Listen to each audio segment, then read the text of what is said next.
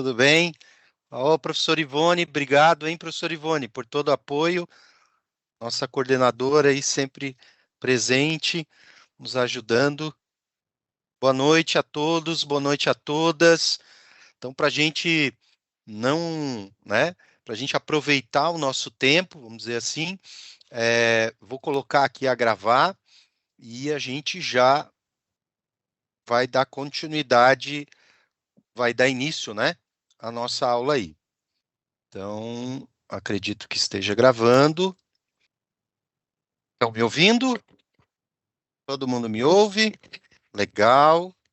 A Laila está colocando zero áudio? Não? Sim, sim, todo mundo. Então vamos lá, né? Pessoal, boa noite, obrigado, né? Sejam bem-vindos, sejam bem-vindas. Vamos dar continuidade à nossa aula. Nós trabalhamos na semana passada a unidade 2 e havíamos conversado de que nessa semana a gente faria uma revisão da unidade 1 e passaríamos então para a unidade 3. É isso? Tem algumas pessoas com a mão levantada, vocês gostariam de fazer alguma pergunta, alguma questão? Nós estamos aqui na sala comigo como professor regente, tá? Hoje a gente não vai ter um monitor, o professor monitor, então eu peço aí o apoio de todo mundo, a compreensão, para que a gente possa fazer uma aula bem, é, é, uma aula que seja bem proveitosa, né, para todos e que a gente possa ajudar aí e conseguir fazer a aula é, transcorrer da melhor forma possível, tá bom? É, então vamos lá. Pessoal, vou compartilhar com vocês o nosso slide referente à unidade 1, tá? Então, esse material é, é em relação à unidade 1, né? Tem alguns alunos que estão dizendo ali que perderam algumas aulas, as aulas que já passaram ficam gravadas para vocês acompanharem, né? Mas, como nós tivemos aí a primeira aula, o pessoal pediu para que a gente fizesse uma abordagem da unidade 1, então a gente vai fazer esse compartilhamento aí com vocês dessa unidade 1, tá bom? Então, vamos lá. Eu só vou pedir a gentileza, se vocês puderem colocar ali para mim, ok, ok, daí eu abro ali, se vocês estão conseguindo ver o slide da unidade 1, se é ele que está aparecendo aí para vocês. Ok, legal, gente, muito obrigado. Então, vamos lá. Pessoal, essa unidade 1 é uma unidade introdutória. Eu já vou direto aqui na meta de aprendizagem dela, porque ela vai tratar com três objetivos que nós temos aí com essa unidade para com vocês. E dependente do curso, o que essa disciplina quer passar para vocês é que vocês possam, a partir do campo de atuação profissional que vocês vão desenvolver nos cursos que vocês escolheram, que vocês possam, primeiro, compreender o direito como um fenômeno social. Ou seja, o direito não é simplesmente lei, o direito não é simplesmente prender, o direito não é simplesmente dar multa, o direito não é regular só a vida em sociedade, mas o direito também está relacionado à ideia de um fenômeno social. Ele ocorre na sociedade, ele expressa os anseios da sociedade, ou ele é o resultado dos anseios da sociedade. A sociedade vai ditar os elementos do direito. Então, por isso, existem inúmeros exemplos que eu poderia trabalhar aqui com vocês para a gente apresentar e justificar isso em relação ao direito como um fenômeno social. Por exemplo, então, vamos dar assim, eu posso buscar no Brasil, por exemplo, o aborto, ele é crime. Então, praticar o aborto ou auxiliar alguém a praticar ou induzir o aborto é crime no Brasil, tipificado pelo Código Penal. Já no Uruguai, não é, na Itália, não é, nos Estados Unidos, depende qual estado, né, qual unidade federativa você está. Por exemplo, no estado do Texas é crime, no estado de Nova York, não. Nova York estado, Nova York capital, tá? Então, a gente vai ter o que que é o fenômeno, nesse caso aqui, por que fenômeno social? Porque é uma leitura da realidade da população que, se nós fizéssemos uma enquete, vocês achariam que a maior parte da população brasileira seria contra ou a favor do aborto. Eu não vou conseguir colocar em tela grande, tem um pessoal pedindo, porque daí eu tenho que ver vocês ali no slide, ali nas perguntinhas, e daí acaba. Vou tentar, ó, coloquei, consegui, tá? Mas vocês acham que no Brasil, se a gente fizesse uma enquete, uma pesquisa, a maior parte da população seria contra ou a favor ao aborto? No sentido de legalizar, né? Contra, Jennifer colocou. A gente, como nós sabemos, os parlamentares, aqueles que podem aprovar as leis, também sabem, mesmo que, né, independente se a gente é a favor ou contra, não interessa. Se a gente fizesse a pesquisa, vocês estão certo, era isso que ia acontecer. A maior parte da população vai ser contra. Eu tirei ali porque eu estou vendo os votos de vocês. Até alguém colocou ali, contra em relação à religião. Claro, tem um elemento religioso muito forte. O Brasil é um país que tem um processo, né, que nós podemos chamar aí de formação e influência cristã, primeiro cristã católica, depois nós temos também um fenômeno novo, né, protestante ou neopentecostal, também muito forte, que é cristão. Então, o cristianismo sempre, essa ideia cristã sempre vai estar muito vinculada à vida. Os parlamentares também têm ciência disso, e mesmo aquele que às vezes que pensa diferente, é algo que não tem apoio popular. Isso é o fenômeno social. Há possibilidades de influência do direito, por exemplo, a partir do fenômeno social, onde a gente vai encontrar lugares que você vai ter elementos que podem ser a favor ou contra, tá? Bom, um outro elemento aqui, a gente vai estudar o direito como instrumento de mudança social. O direito também se caracteriza como uma ferramenta de mudança social. Podemos usar aí como exemplo o direito eleitoral e o direito trabalhista.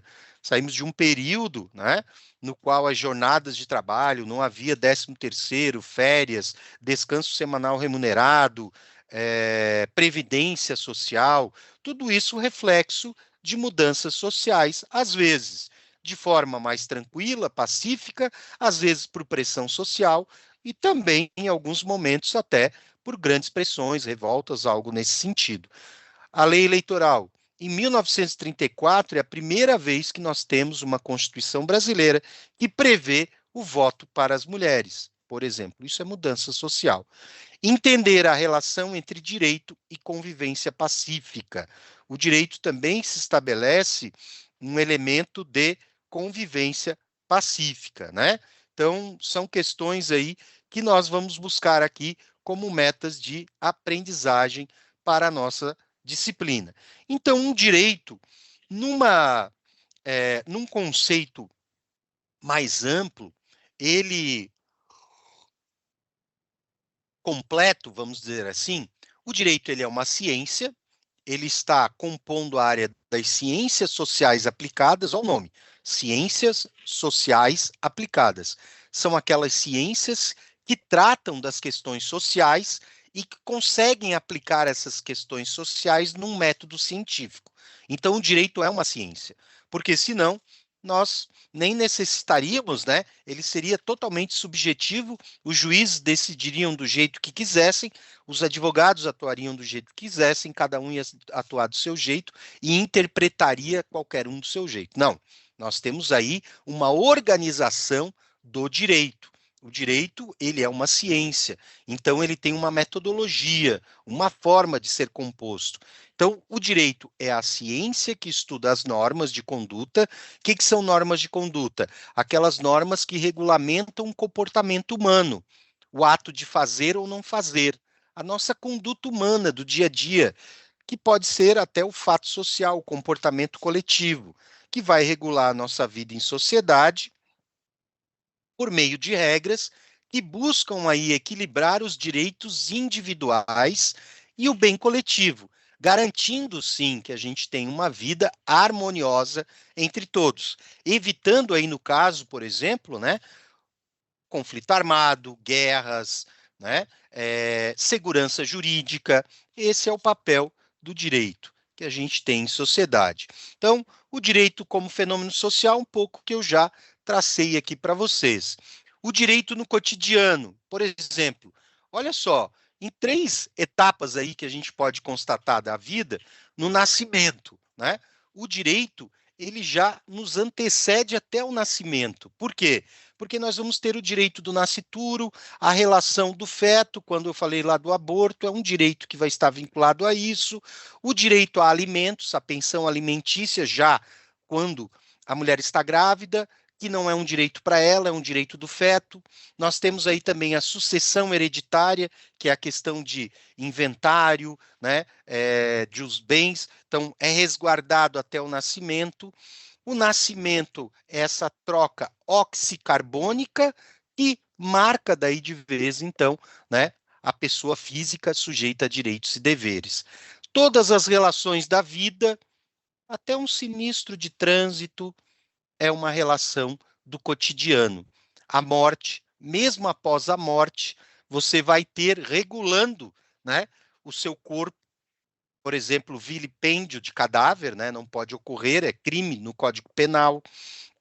A sucessão hereditária, de novo, são elementos que permeiam mesmo após a morte. E daí nós temos compartilhado com vocês, três conceitos clássicos de direito a partir de alguns autores do direito. A Maria Helena Diniz, que é brasileira, o Norberto Bobbio, que é um italiano, jurista, né, italiano internacionalmente conhecido, e já falecido, tá? E Hans Kelsen, também um alemão que trata aí do positivismo jurídico, também já falecido, mas que influencia aí a ciência do direito. E um primeiro conceito aqui, já um conceito já organizando, né, vamos dizer assim, todo os demais. O direito seria, então, eu posso dizer que o direito é um conjunto de normas, um conjunto de leis de conduta social, que regulam a conduta social, o qual ele é imposto pelo Estado, coercitivamente pelo Estado. O Estado é o único que tem o uso legítimo da força. Esse uso legítimo da força é quando uma autoridade policial algema alguém? Sim, essa é a forma mais fácil de identificarmos.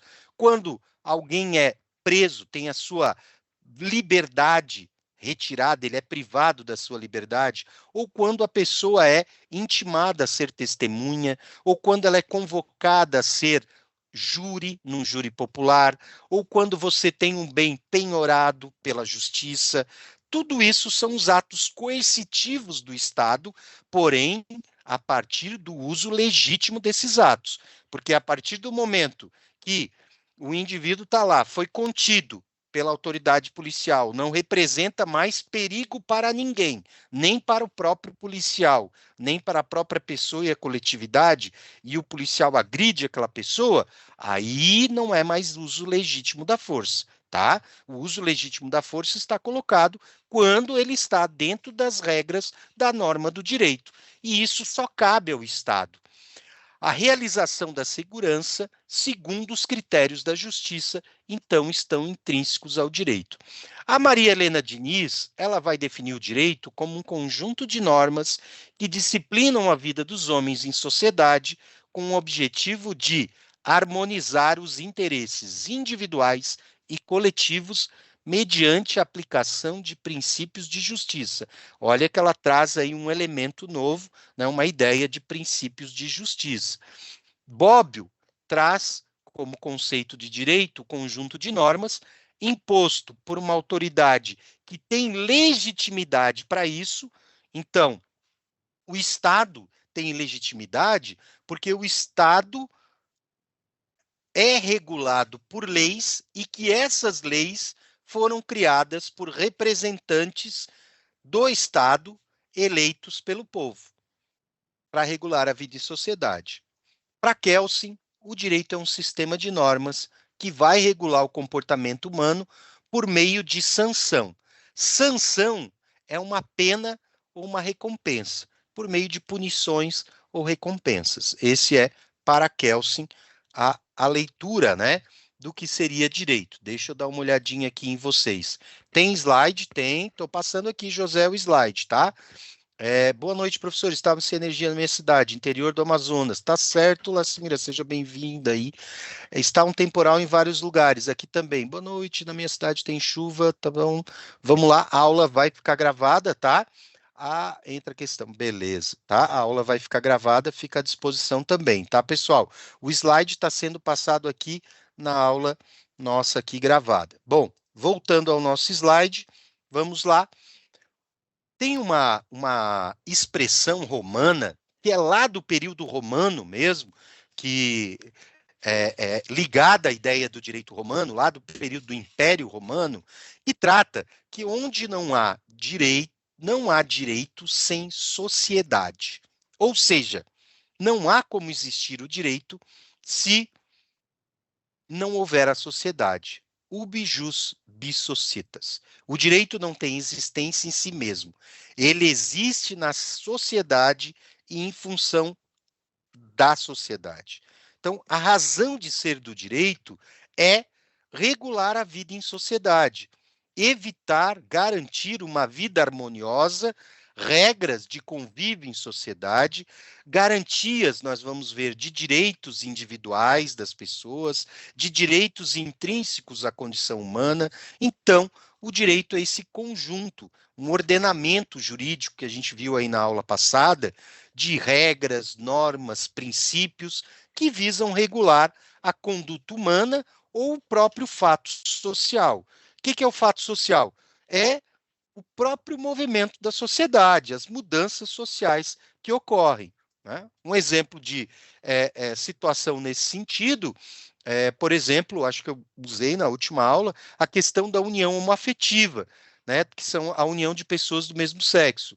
Ela existia até então, acontecia na sociedade, porém não era reconhecida pelo direito, em virtude de um histórico. Acabei de vir aí de uma aula do direito, de fundamentos da história do direito, que versa isso. Nós vivemos de uma sociedade, de uma cultura patriarcal, uma cultura mais patrimonialista, mais conservadora, também com elementos religiosos fortes, também do cristianismo, né? Então a gente tem uma série de elementos que vão estar permeando essa característica, né? E quando eu cito essas influências, são os aspectos desses elementos que influenciam a sociedade. Esses elementos também marcam o direito e não reconhecem essa união.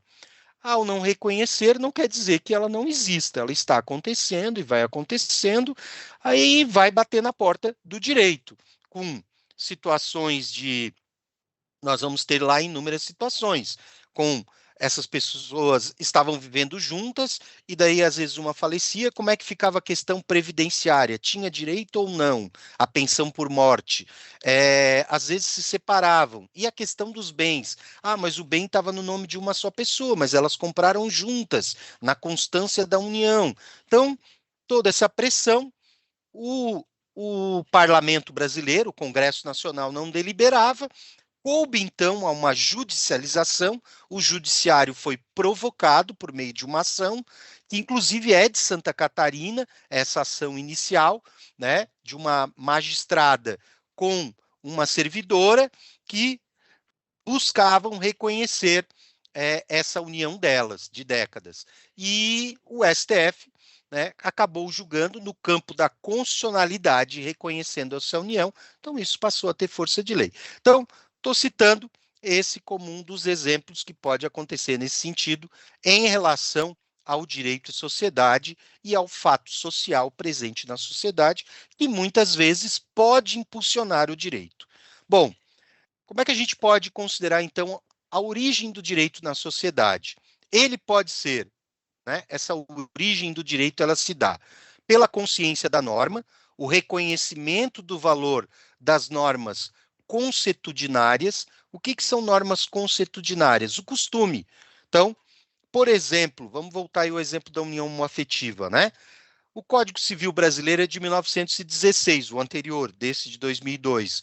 Em 1916, nós éramos uma sociedade patriarcal, uma sociedade que reconhecia um tipo de união a partir do costume da sociedade, da cultura da época. A consciência da norma, ela expressa isso, ela expressa os costumes, as relações. Citei aqui o exemplo, né? Nem sempre, tá, pessoal? Nem sempre também ela expressa, tá? Vou dar um outro exemplo aqui, a pena de morte. Fiz ali a pergunta para vocês do aborto, agora eu vou fazer da pena de morte. Pessoal, travando o áudio, gerando preconceito, certo? Pessoal, se eu fosse consultar vocês, vocês não, a sociedade brasileira, nós aqui fizéssemos uma pesquisa igual a do aborto ali, uma enquete. Vocês acham que a sociedade brasileira, na sua maioria, óbvio, né? Ela seria favorável à pena de morte? Não, agora pena de morte, a pergunta. Favorável à pena de morte ou contra a pena de morte? Pena de morte. A pergunta era só essa. Não vamos. A maior parte da população brasileira, vocês acham que é a favor? Ó, tem gente botando contra, mais gente até botando contra. Sou favorável, favorável, né? A população, não estou nem. Claro que tem gente que está dizendo a sua opinião, beleza? Mas, pessoal, as pesquisas que são realizadas com, né, claro, não é com toda a população, mas trazendo elementos científicos, né, de vários espaços gradativos da população brasileira, a gente vai identificar que a população brasileira, na sua maioria, é favorável à pena de morte. Mas no Brasil tem pena de morte? Não. Não tem pena de morte. Então, significa que nem sempre o costume, nem sempre, né, o comportamento social também pode ditar a norma, tá? Ela não acontece. O Brasil foi signatário do Pacto de São José da Costa Rica em 1972 e esse pacto ele nos coloca numa condição de que o Estado brasileiro não aplicará penas que sejam degradantes ou que sejam contra a vida ou perpétuas. Então, nós temos essa salvaguarda constitucional que estabeleceu isso, apesar de que a maior parte da população brasileira não seja favorável. Então, esse é um elemento que eu quero trazer para vocês, né? É, isso, a Leonela lembrou uma questão bem importante. Existe uma exceção, existe, né? Gostei ali, não tem um trem, tem um trem, tem um trem, tem um navio, tem uma situação, sim. Essa traição da pátria em momento de guerra, tá? É em momento de guerra e um crime contra o Estado brasileiro e é uma situação que daí dentro também do Código Militar, tá? Ele tem exceções, assim, tem que envolver uma situação que ocasionou algo, tá? Show de bola. Não, desculpa, mineira, não. Muito legal. Legal aí, tá, Leonela? Valeu. Obrigado por lembrar e obrigado também aos demais colegas ali que lembraram. Agora eu vou voltar aqui pro slide, daí eu não consigo ver o chat, tá? Que eu vou botar aqui. Então, pessoal, só para lembrar aqui, ó, consuetudinário é de costumes. Então, a norma geralmente vai refletir o costume do povo, da população e que vai se transformar em norma. Nem sempre, mas na maioria das vezes, tá? Acabei de dar dois exemplos que não é sempre. Luta pelo direito. A origem do direito também está envolvida em questões de lutas, de movimentos sociais, de protestos, de constituição de direitos. Os direitos trabalhistas são um grande exemplo nesse sentido. Nós vamos ter lá no início do século XX, principalmente, grandes movimentos sociais, falando aqui até do Brasil, de greves, paralisações, lutas sociais, que buscaram ter direitos trabalhistas e chegam a um ponto que conquistam esses direitos. Férias, 13º, a previdência pública, né? Uma série de estruturas. E também um elemento de elaboração social, ou seja, o que é a elaboração social do direito? Esse viés de estabelecer direitos sociais, direitos e garantias sociais à condição humana, intrínsecos à condição humana. é o que nos difere de outras formas de vida, até inclusive dos animais ou dos seres não humanos, né? Ou dos animais não humanos que a gente fala, né? Nesse caso, é, é, a elaboração social do direito visa garantir, né? Por exemplo, quando nós falamos dos direitos, do direito à saúde, do direito à dignidade, então você tem que ter aí um mínimo existencial para dar condições mínimas e dignas de vida ao cidadão. Esse é o conceito, tá? Direito e relações sociais. A aproximação, né? Nós temos aí casamento como contrato social, né? Então, o direito e as nossas relações a partir de um casamento, a partir da criação de uma empresa em sociedade, tá? Então, a partir de uma relação humana, que é um casamento, a união de duas pessoas, gera um contrato social. Esse contrato pode ser pela certidão de casamento, pode ser simplesmente pela aproximação dos dois, sem certidão de casamento reconhecida, uma união estável. Isso gera relações recíprocas de direitos e deveres.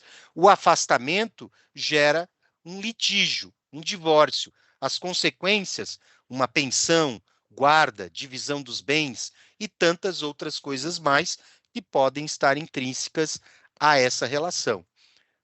O direito, ele pode ser natural ou criado pelo homem, ou ele é uma criação do homem ou ele é universal, ou ele é da humanidade. Então, nós temos aí um conceito que cria duas vertentes em relação ao direito. Uma delas é aquela que trata o direito em relação ao seu aspecto chamado de direito natural ou jusnaturalismo. O que é o direito natural ou jusnaturalismo?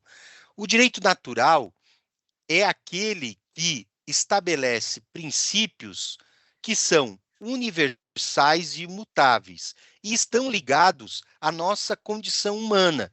Para que a gente seja ser humano, a gente tem que ter algumas condições mínimas, que seriam liberdade, justiça, dignidade. Não existe mais a possibilidade de um ser humano não ter acesso à saúde, acesso à educação, acesso à cultura.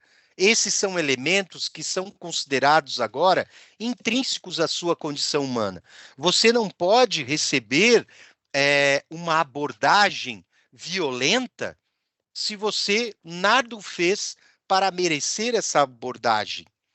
Isso é uma condição intrínseca tua. E mesmo que você o faça, essa abordagem ela vai ter que cessar no momento que a sua ameaça não existir, né? Por quê? É uma condição humana. E o direito positivo ou juspositivismo é um outro elemento. Esse juspositivismo é aquele que é ligado, então, à ideia do direito enquanto norma, do direito enquanto técnica, do direito enquanto lei escrita. Então, é aí que a gente vai ter essa divisão de direito natural e direito positivo, tá? O direito natural traz esse elemento, então, de buscar, né, a ideia do justnaturalismo dentro dessa questão de processos, princípios imutáveis do direito à condição humana. A única questão é que, em determinados momentos, o direito natural pode sofrer influências. Por exemplo, na Idade Média, havia o direito canônico. E o direito canônico tinha como fonte o justnaturalismo, que era baseado na interpretação da Bíblia por meio dos clérigos. E essa interpretação viabilizava, por exemplo, pessoas serem torturadas ou mortas em fogueiras como hereges. Era um justnaturalismo. Então a gente tem perspectivas aí do justnaturalismo que às vezes são perigosas. Na atualidade, o justnaturalismo ou direito natural está ligado à ideia de direitos humanos, está ligado a uma ideia de condição elementar a dignidade ou a vida humana. Então, seriam que exemplos de direitos naturais? A vida, não só vida, eu colocaria aqui vida digna. Direito à reprodução, que é possibilidade de ter filhos, formar família, direito à liberdade, direito à justiça, são elementos que estão postos à condição humana. Já o positivismo jurídico, deixa eu dar uma olhadinha em vocês, que a gente está sem monitor. No caso, depende do crime, por outro lado. O lesa majestade entrava no justnaturalismo? Sim, crime de lesa majestade é do justnaturalismo, Jennifer.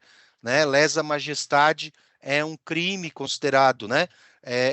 Tanto que a gente vai ter aí em períodos do absolutismo, da monarquia, por exemplo, que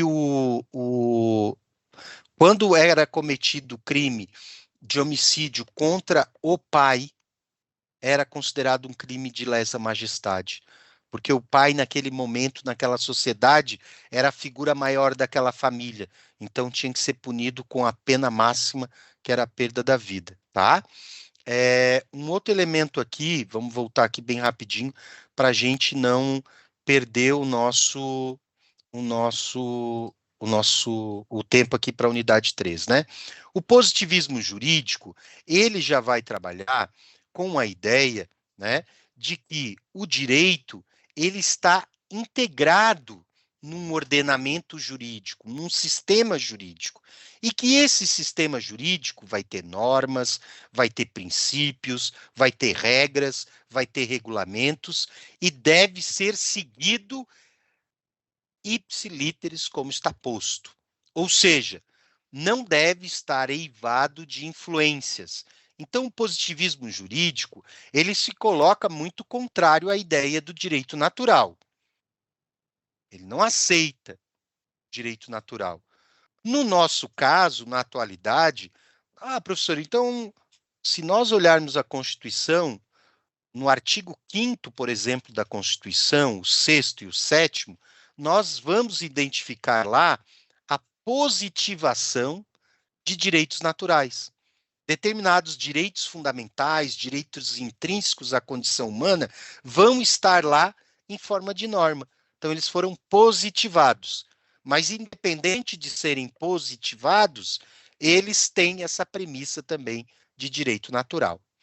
A teoria pura do direito, né, que é uma ideia de Hans Kelsen, ela traz a ideia de que o direito positivo, ele é um estudo que deve estar distante dos juízos de valor. O que é o juízo de valor?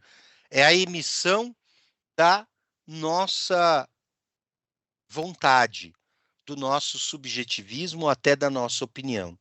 Independente da minha opinião neste momento, o que está em vigência no Brasil é que o aborto é crime, independente do que eu penso. Eu, enquanto magistrado, se eu for um juiz e chegar lá um caso de uma pessoa respondendo crime de aborto, eu não posso me manifestar lá, isso é um direito natural da autonomia da mulher sobre o seu corpo. Existe esse princípio também da autonomia das pessoas sobre o seu corpo, né? Da sua liberdade. Não estou entrando na justificativa nada, mas só que tem isso. O direito positivo vai dizer, não, tem que seguir a letra da lei. Entre aspas, lá do senso comum, a letra fria da lei, né? Aplicar a lei, eximindo-se de juízo de valor. Juízo de valor não deve ser aplicado no direito. O direito também não deve se utilizar da sociologia e da história, né? Ele busca daí na sociologia e na história para entender o fenômeno do direito, mas não pode utilizar elas para aplicar o direito, tá? Então, essa é a ideia. E aí a gente vai ter esse possível conflito de justnaturalismo versus justpositivismo, que nós vamos ter aí normas que são positivas, que podem estar estabelecidas, né? Já de cunho, quando eu falei ali para vocês, né, até alguém escreveu, que a gente, pela religião, então a gente é contra o aborto, né? Por exemplo, pode estar posto isso, e que esse elemento, ou defesa da vida, o que seja, é um elemento que se transformou em norma, e uma ideia, um direito natural consolidado num positivismo, tá? Nesse caso, um outro elemento que é importante para a gente entender o direito é que o direito possui fontes.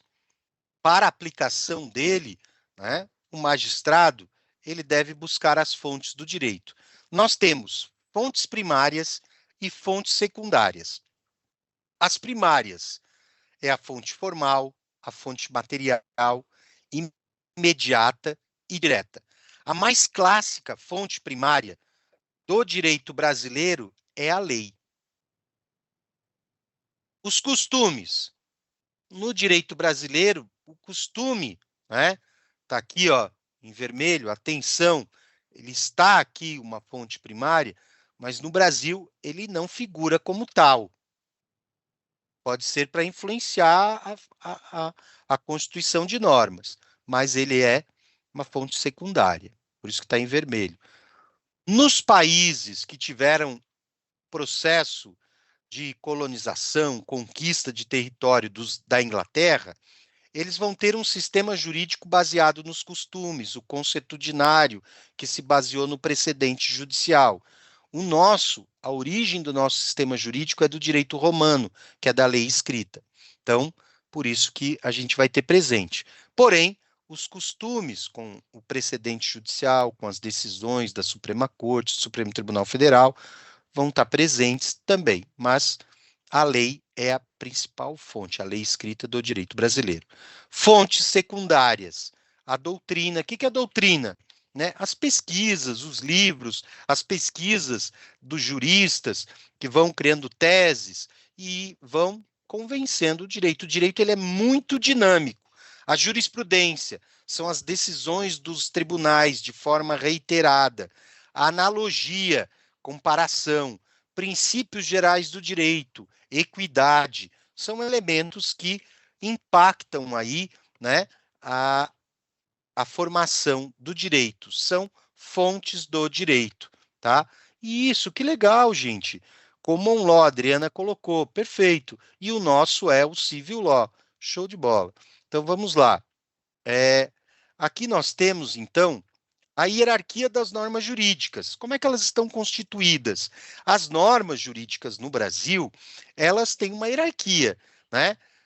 Compõe o topo dessa pirâmide como a norma jurídica mais importante do nosso ordenamento jurídico, que é a Constituição. Ela é a norma maior, ela que estabelece as diretrizes. Às vezes tem algumas normas mais gerais e às vezes ela tem até normas mais pragmáticas, mais definidas. Depois da Constituição, nós temos as legislações, leis complementares, leis ordinárias, são as chamadas leis infraconstitucionais, ou seja, abaixo da Constituição. A ideia é que essas leis estejam ali para regular, para complementar, para aplicar os direitos dispostos na Constituição. Temos também os costumes. Depois nós temos os regulamentos, decretos, regulamentos, por exemplo, da área previdenciária, da área trabalhista, e, por fim, as decisões judiciais. Isso é que compõe a hierarquia das normas, tá? Aqui a imagem, né, fala por si só. Nesse caso, nós podemos ter interações entre as fontes do direito? Com certeza. Nós temos a lei, que é a principal fonte do direito brasileiro, que vai estabelecer as normas gerais. Nós temos os costumes, que vão complementar as lacunas. O que é uma lacuna?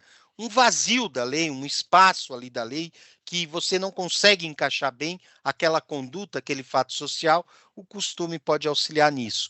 A jurisprudência, que interpreta e aplica a lei, e a doutrina, que analisa e critica o sistema jurídico, propõe coisas novas, tá bom? Problemas da coerência. Ele tem que ser um sistema coerente. Por quê? Se não há coerência, eu não tenho uma garantia de uma ciência jurídica e eu causo insegurança jurídica. Então, as decisões têm que seguir uma coerência, uma lógica jurídica, tá? Antinomia, que é o quê? Conflito entre duas normas na aplicação a um determinado caso. Isso ocorre. Então, não pode haver antinomia. Quando ocorrem essas antinomias, tá? As normas têm que ser do mesmo ordenamento e as normas devem ter o mesmo âmbito, tá? Nesse sentido da antinomia. As soluções que nós temos sobre antinomias podem ser cronológica, ou seja, a lei posterior, ela sobrepõe a lei anterior. Se eu tenho uma lei que saiu hoje e a lei tem ações que consideram aquele ato anterior não mais como crime, por exemplo, ela vai revogar a anterior. Tem o elemento hierárquico e tem o elemento da especialidade. A lei especial prevalece sobre a geral, tá? Então, para solucionar esses conflitos aí que a gente tem, tá? E conflito sobre critério hierárquico e cronológico. Primeiro é o hierárquico. Conflito sobre o critério especialidade e cronológico. Fica a especialidade. Conflito entre hierárquico e especialidade. Os dois são fortes, não havendo prevalência necessária de um sobre o outro. Aí a gente vai ter uma decisão sobre esse tema, né, de uma corte superior. Sobre o tema, pessoal, podemos passar para o seguinte, né? Já passando aí então dessa nossa revisão, vamos aí então para o nosso tema posterior, tá? Então a gente vai para a unidade 3, que ela vai abordar aqui conosco o caso da interpretação das leis, especificamente em relação aos magistrados. Tá, professor, mas por que a gente tem que estudar em relação ao que os magistrados vão interpretar? Né? Vai dar tempo, pode deixar. Os magistrados nos interessa porque é o que nós vamos compreender o direito, porque não interessa só a eles, né? Eles não são os únicos que vão, que participam do processo do direito. Todos nós participamos, ou como advogados, ou como promotores, ou como delegados, ou como policial, ou como os peritos, ou como assistente social, ou como mediadores, ou como cidadãos. Então, nós estamos nesse processo para compreender como é que se dá isso. Nós temos, na relação do estudo da interpretação do direito, nós utilizamos uma expressão, a chamada hermenêutica jurídica. A hermenêutica jurídica, ela é o elemento que assegura o processo de interpretação do direito.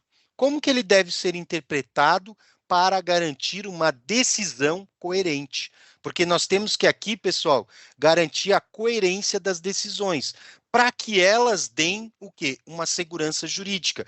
Eu não posso fazer valer aquela expressão popular, mas muito assim ligada às vezes aos advogados, eu sou advogado, então posso dizer, muitas vezes diziam, o juiz, de cabeça de juiz, a gente não consegue, é uma dúvida sempre, eu não sei a decisão. Não, não é assim. Ele sempre vai construir a decisão para ela ter validade, a sentença, ele vai ter que organizá-la de acordo com um processo hermenêutico, com esse processo interpretativo do fato social, com esse método interpretativo, para que gere validade e dê segurança jurídica à decisão dele. Senão, não precisava nem do judiciário, né? Então, por isso que muitas vezes a gente vai dizer, olha, isso aí é direito líquido e certo. Isso aí, por quê? Porque já tem as decisões sobre o tema, já é um caso mais garantido, tá? Então, eu vou pular na questão da meta de aprendizagem. Essa, então, hermenêutica é a ferramenta que visa a interpretação jurídica. Qual o papel da hermenêutica jurídica? Primeiro, interpretar. Ela vai estabelecer princípios e métodos aos quais o magistrado vai utilizar. Vai também estabelecer a aplicação. ela vai orientar a aplicação da prática jurídica. Como que, num caso concreto, se aplica aquela norma.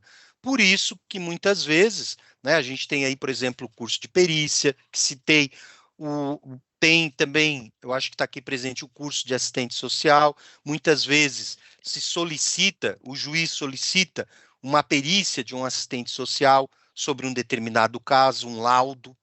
Para quê? Para aplicar, ele precisa, às vezes, de um elemento, de um subsídio para orientar a prática jurídica. E a hermenêutica também vai auxiliar na integração, ou seja, vai preencher as possíveis lacunas que existam no direito, tá? Lacuna é o vazio, um problema que você não tem uma lei ali que consiga aplicar naquele fato. Elementos que podem ser utilizados como interpretativos. Nós temos aqui para trabalhar com vocês 4 elementos: o gramatical, o lógico, o teleológico e o sistemático. O gramatical, o dicionáriozinho ali tá dizendo, né? É aquele que você vai buscar a análise textual da norma. Por exemplo, lá no crime de homicídio, lá no Código Penal, ele fala matar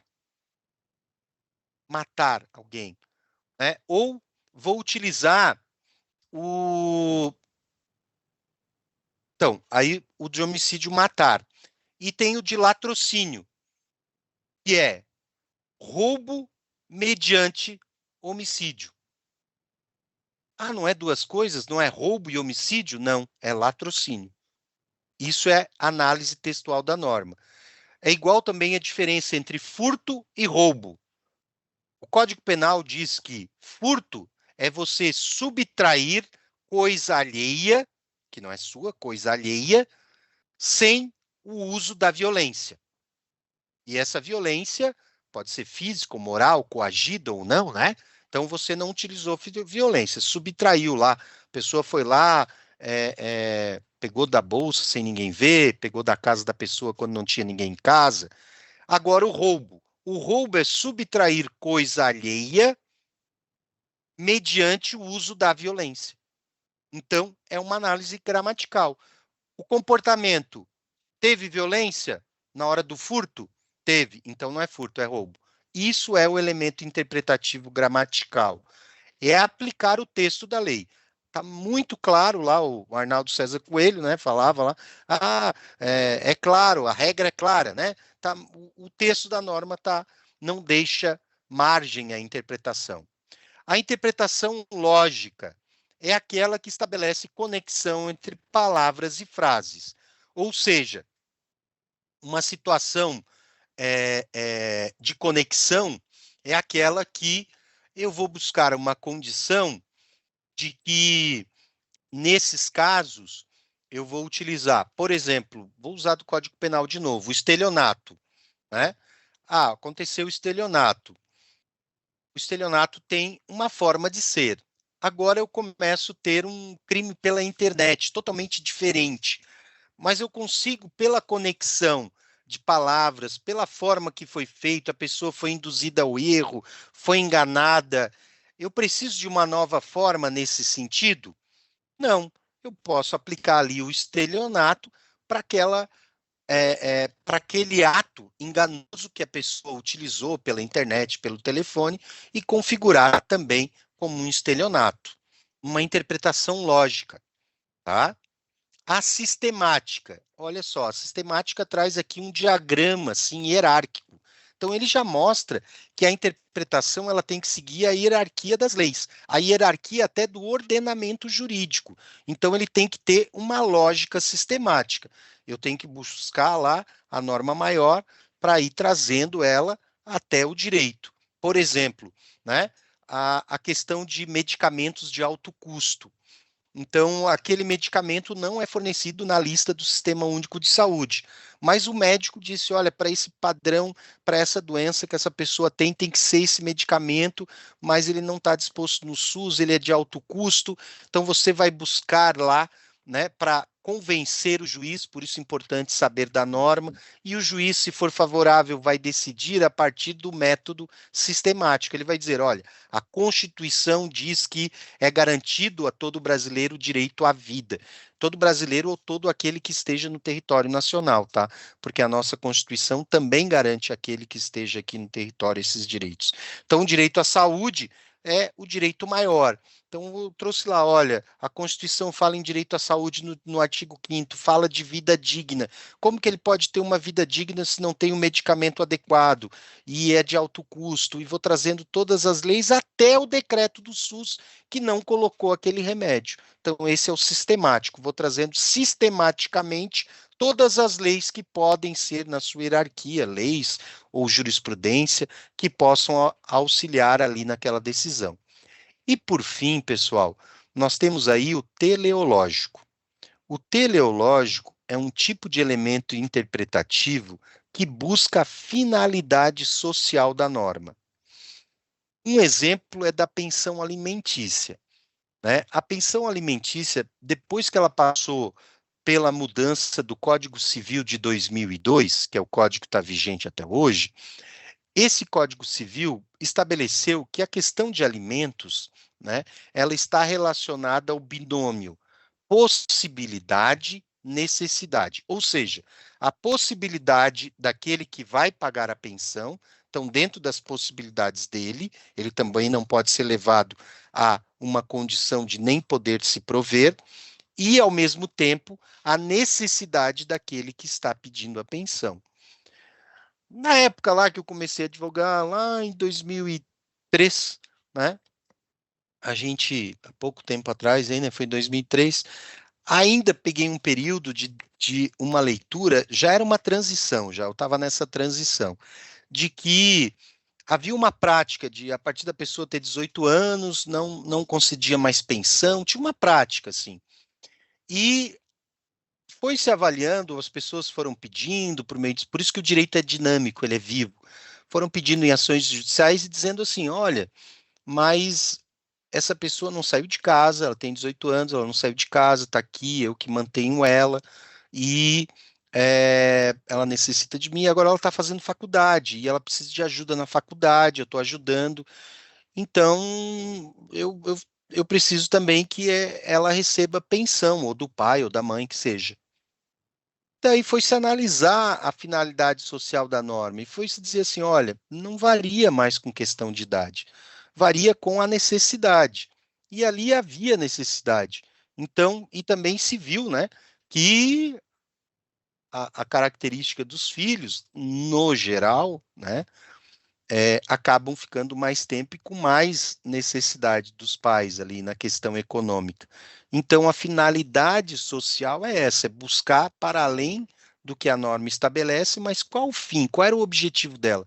O objetivo dessa norma é garantir o binômio, é garantir que se a pessoa necessita e tem alguém que pode, que ele vai ter que complementar.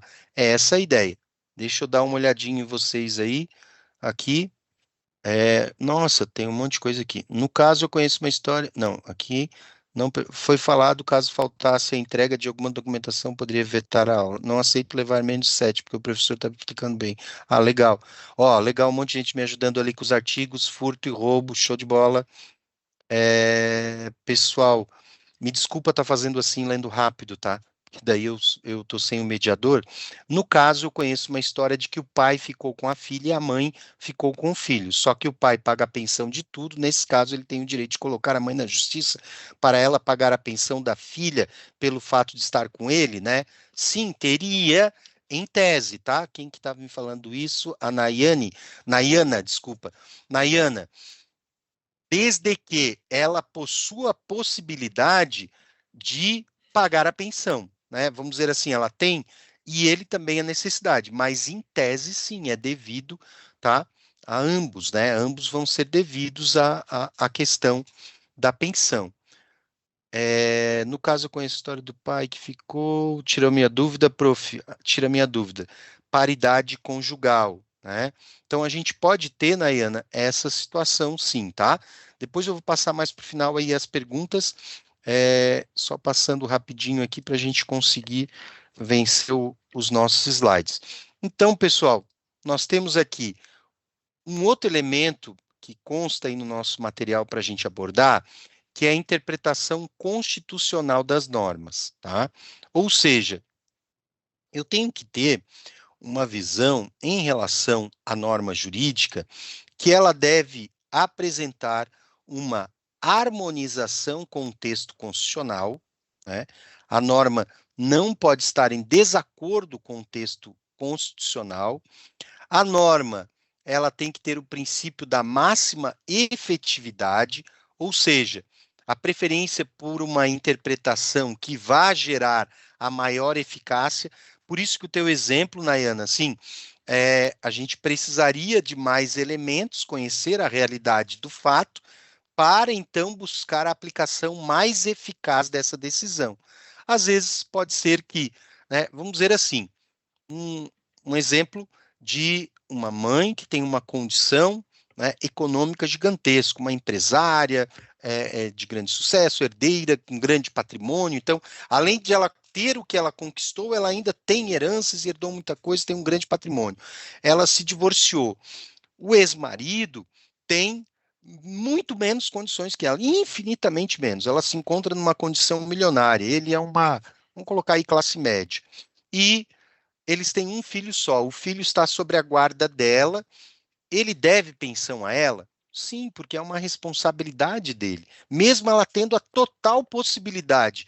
Esse não é um direito dela. Daí vem uma questão que envolve o Estatuto da Criança e do Adolescente, envolve o direito da criança, porque é dever dele também contribuir com esses alimentos. Claro que dentro das possibilidades dele, daí, tá? Ao limite das possibilidades dele. Então é essa a ideia que a gente vai trabalhar aqui. A importância da interpretação. Por que que ela é importante? Bom, primeiro, eu vou começar pela última, que é a efetividade. Ela visa a adequada aplicação do direito. Uma decisão bem fundamentada, ela não gera recurso ou gera menos recursos num processo, tá? Porque ela tem menos falhas. Renovação, ela auxilia no processo de atualizar o direito. É por meio, às vezes, do processo interpretativo que a gente vai atualizando, inclusive, o próprio direito. E a integração, ele vai complementar o próprio dispositivo legal. Às vezes, ele vai para além da norma, apoiado, óbvio, em outras fontes do direito, tá? Que nós vimos lá na unidade 1.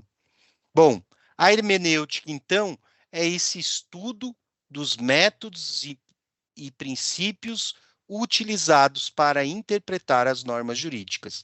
A interpretação jurídica consiste na aplicação dessas técnicas para esclarecer e adaptar a norma à realidade dos casos concretos. Por isso que é sempre complexo uma decisão judicial. Por quê? Porque ela vai trabalhar um elemento que está restrito a uma situação nova, de uma conduta social que está posta ali, né? Quem acompanhou, está acompanhando essa semana aquele caso polêmico, né? No início da semana, foi mantido do rapaz que conduziu um veículo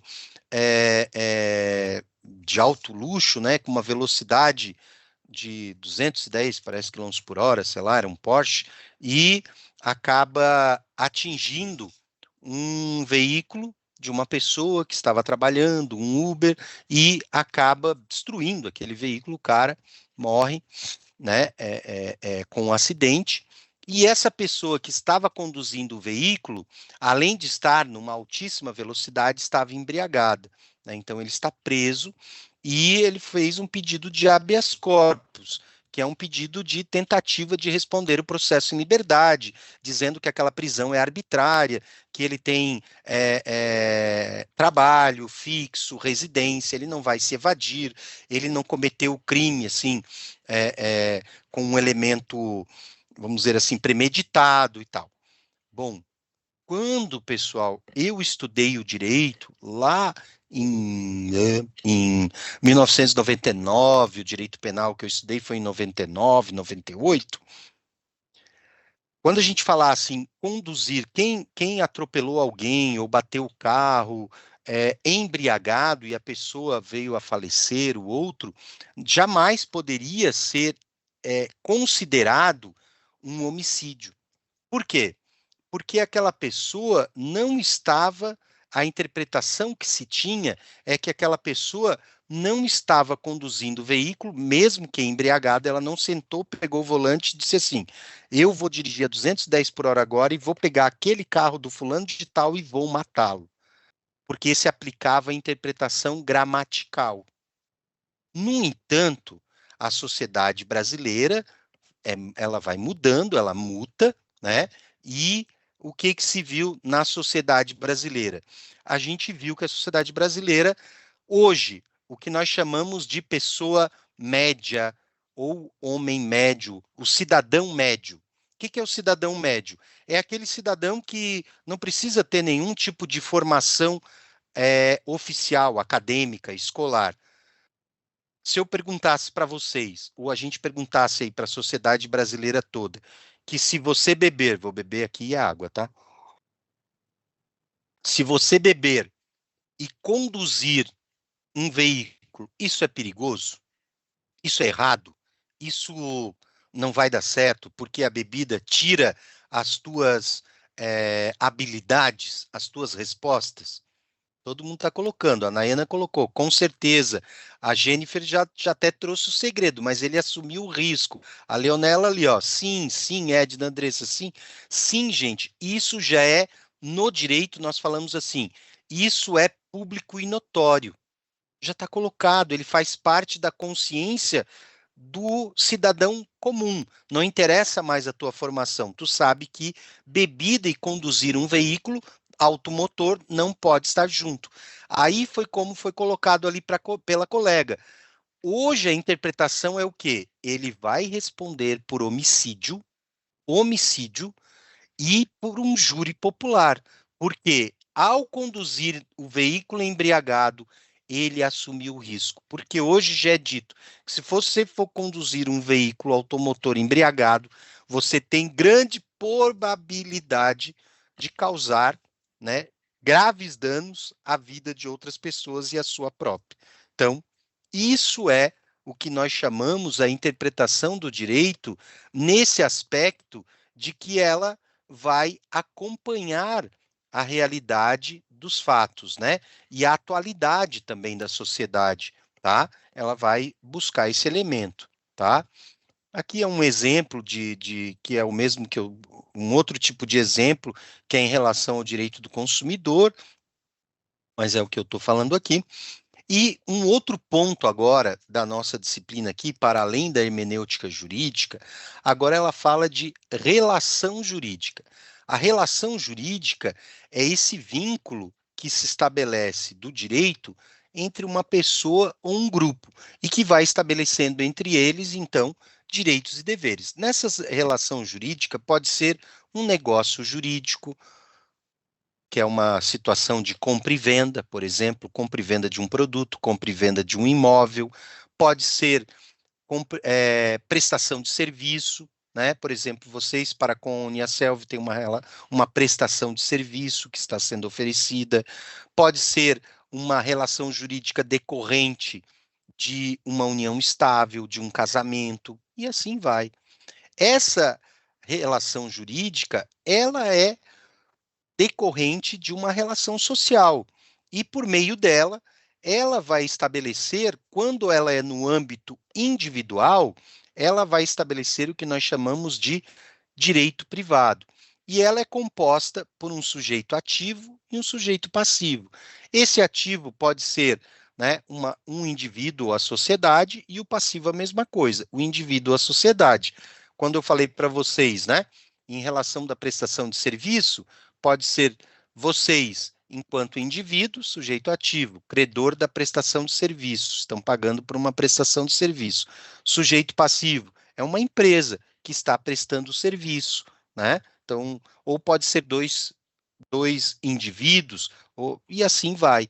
A relação jurídica, ela estabelece a necessidade da bilateralidade, de você ter no mínimo 2 sujeitos, que pode ser 2 indivíduos, ou pode ser o indivíduo e a coletividade, né? Pode ser o indivíduo e o Estado. Então, a gente sempre vai ter esses 2 polos, sujeito ativo e passivo, figurando na relação jurídica. A relação jurídica, ela vai ser extremamente importante para se estabelecer a aplicabilidade da norma e da própria interpretação do direito, né? Então, aqui tem um outro exemplo também do direito do consumidor, de uma relação da Coca-Cola, né, que vai estar presente. Um outro elemento para além da relação jurídica aqui presente para nós é a ideia de direito subjetivo. O que é o direito subjetivo? O direito subjetivo, ele tem uma relação com o direito objetivo, tá?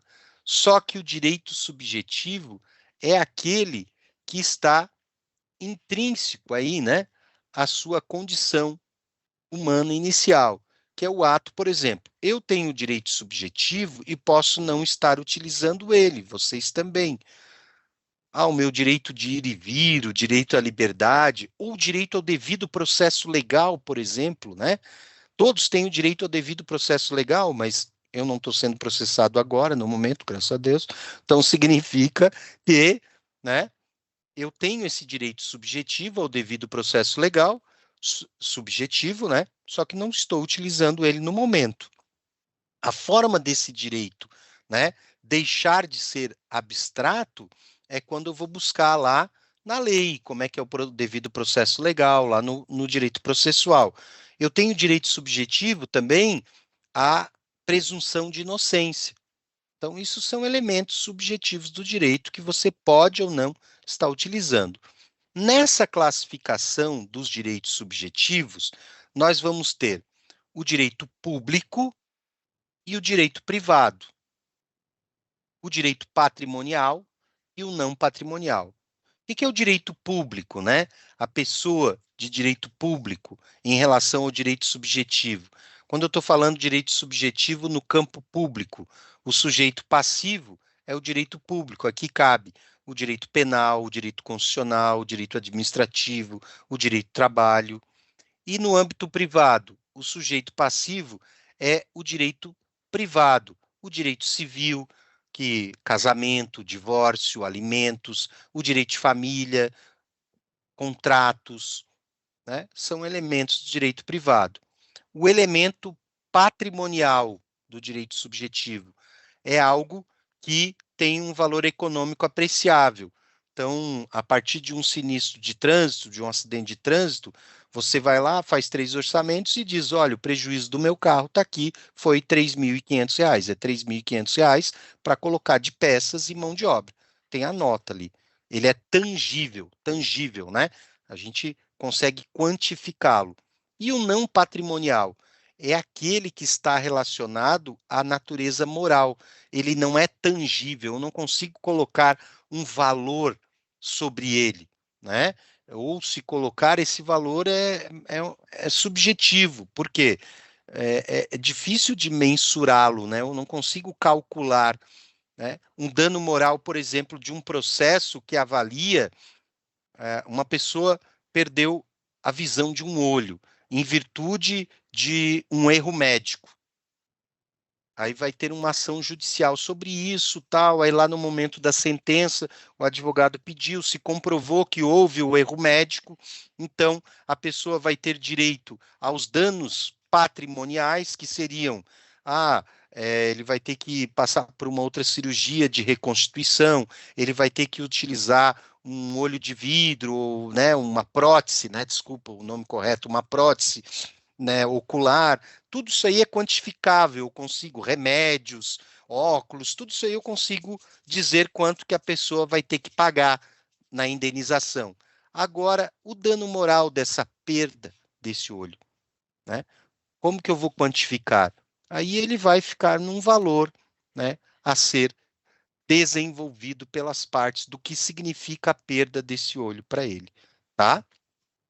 Então, Professor, invadi a aula. Professor, invadi a aula. Oi, Lourdinha. Terminei lá antes. Não, é Nayana o nome, É, Nayana. Nayana, é. Ela diz, eu estava acompanhando aqui, ela diz que não consegue, não vai tirar menos que 7, não aceita tirar menos que 7 pela sua explicação. Que Gente, é que legal. eu amo essa turma. Eu não podia deixar de estar aqui, desculpa. Já liberei os 2 microfones aí, professor. Legal, obrigado. Então, microfone para perguntarem, tu está dizendo? Ou para eu Isso, Francisco e a Nayana. tá, Francisco então e tá. Nayana. Tá bom. Vamos lá, então.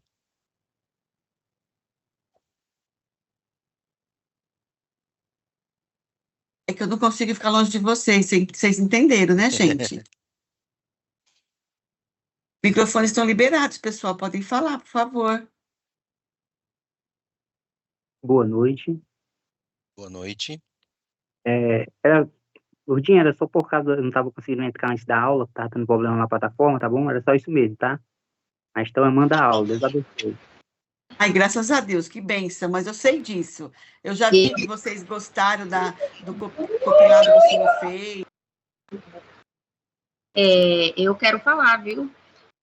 Só estou passando aqui para agradecer, né, o nosso professor aí que está dando uma aula maravilhosa mesmo, realmente, não querendo puxar saco mais, professor, você está de parabéns, muito obrigado mesmo pela sua explicação, show de bola. E Lourdinha, obrigado também aí pela tua participação já no finalzinho da aula.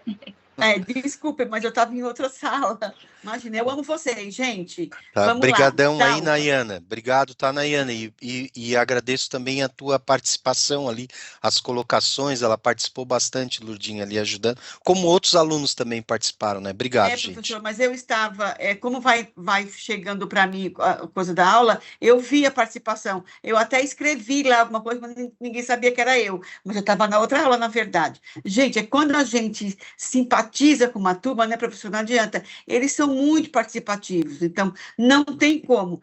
Me dói o coração cada vez que eu falo, professor, faltam 5 minutos, e a gente queria continuar mais, né? Continue, por favor, Dalva. Nesse caso, hoje é a última aula, né, já dessa matéria, né? Não, a última é a semana que vem, a 4ª aula, querida. Tá bom. Isso, a gente vai ter mais uma aula ainda e por isso que dá tempo aí, porque nós tivemos, não nessa aula, né, Ludinha, mas lá na outra eu entrei na outra, teve uma confusão aí que deu, que mapearam, mas deu tudo certo, graças a Deus. Eu sei, eu vi o pessoal, mas vai dar tempo, não sei o quê, eu estava acompanhando. Gente, não se preocupe que vocês vão ter todo o conteúdo, fiquem tranquilos com relação a isso. Se não der para terminar o conteúdo de hoje, aí meia horinha da aula que vem, depois a 4ª aula. Fiquem tranquilos, tá? Isso, perfeito. Obrigado, hein, Ludinha? Bem isso mesmo, pessoal, pode ficar tranquilo. Então, vamos aqui para esses finalmente aqui. Nós temos aí, então, a importância prática, né, que a gente está falando em relação à hermenêutica jurídica, né, que a gente estava falando aí anteriormente, dessa importância prática, garantir direitos, resolver conflitos e dar segurança jurídica. Então, o processo, nesse sentido, ele vai... O que é uma segurança jurídica, né? Essa previsibilidade das relações sociais e econômicas. Eu não posso ter o judiciário decidindo coisas de forma distinta a todo momento. Ele tem que ter uma isonomia, um equilíbrio nas decisões, para que você também possa prevenir, e no sentido de prevenir até de evitar novas lides judiciais, né? Então, a importância também de resolver os conflitos, né? O pessoal de mediação, por exemplo, né? Base para a solução judicial de disputas e também assegurar as posições jurídicas. Aqui é um exemplo em relação ao mercado de trabalho e o direito subjetivo, né? Então, o trabalhador tem o direito subjetivo de receber o salário pelo trabalho prestado. Um exemplo de uma empresa que atrasa o salário, né? O funcionário trabalha regularmente, mas a empresa atrasou o seu salário por 3 meses.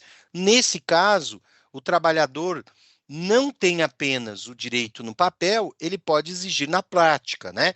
Não somente esse direito subjetivo de receber, mas ele pode, então, de forma objetiva, ajuizar esse conflito e buscar esse direito, porque ele vai ter leis nesse sentido, né? O que a gente, eu acho, pode, eu não iniciaria hoje, daí, Ludinha, que era essa parte aqui da estrutura do Poder Judiciário, que é em 10, que 15 é uma minutos. parte bem complexa e é bastante Isso, coisa. Então, eu também deixaria para a semana que vem, isso. professor. Nós deixaríamos nesse sentido aqui para a semana que vem essa parte, e daí eu acredito que tem a unidade 4, né? E daí Isso. E a gente conseguiria daí fazer esse fechamento, tá?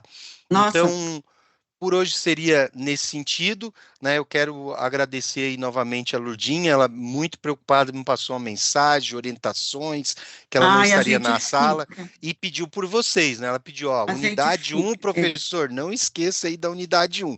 Então, tratei com eles a unidade 1, tá, Lurdinha? Então, ótimo, pessoal, muito obrigado, um forte abraço, daí eu passo, então, para a professora Lurdinha, para os encaminhamentos você, finais. Professor, com todo respeito. Imagina, eu Todos que gosto nós amamos também. você. Obrigado.